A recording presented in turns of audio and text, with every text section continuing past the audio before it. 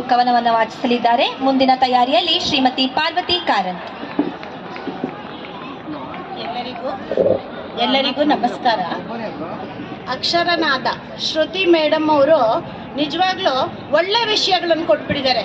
ಹೆಣ್ಣು ತಾಯಿ ಅಂದಾಗ ಪ್ರತಿಯೊಂದು ಕವಿನೂ ಭಾವನಾತ್ಮಕವಾಗಿ ಬರೆಯೋ ಅವಕಾಶ ತುಂಬ ಚೆನ್ನಾಗಿ ಸಿಗುತ್ತೆ.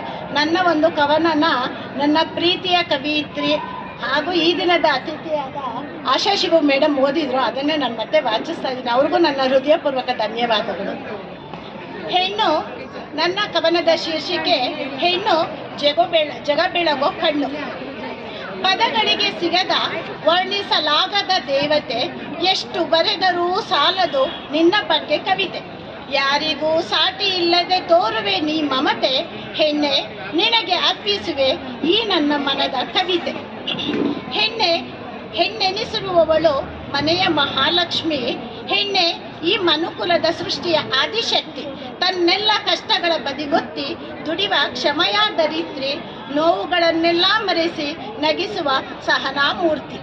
ತ್ಯಾಗ, ಸಹನೆ, ತಾಳ್ಮೆ, ಸಂಸ್ಕೃತಿಯ ರಕ್ಷಣೆ ಇವಳಿಂದ. ತ್ಯಾಗದ ಪ್ರತೀಕ, ಸಂಬಂಧಗಳ ಹುಟ್ಟು ಹೆಣ್ಣಿನಿಂದ. ಪ್ರೀತಿಯ ಮಮತೆಯ ಅಕ್ಷಯ ಪಾತ್ರೆ ಅವಳಿಂದ. ಜಗ ಬೆಳಗೋ ಕಣ್ಣಾಗಿಹಳು ಪ್ರಜ್ವಲ ಭವ್ಯತೆಯಿಂದ. ಹೆಣ್ಣೆ ಜಗದ ಕಣ್ಣು, ಹೊನ್ನು ಹೆಣ್ಣು ಮಣ್ಣು. ಜಗವ ನುಡಿಸಿ ಜಗನ್ನಾಟಕವನ್ನಾಡಿಸಿ ಪೊರೆವಳು. ದುಷ್ಟ ಸಂಹಾರಗೈದು ಶಿಷ್ಟರ ರಕ್ಷಿಸಿದಳು ಚಾಮುಂಡಿ. ರಾವಣನ ಮದವಳಿಸಿ ಭಸ್ಮಾಸುರನ ಸಂಹರಿಸಿದಳು.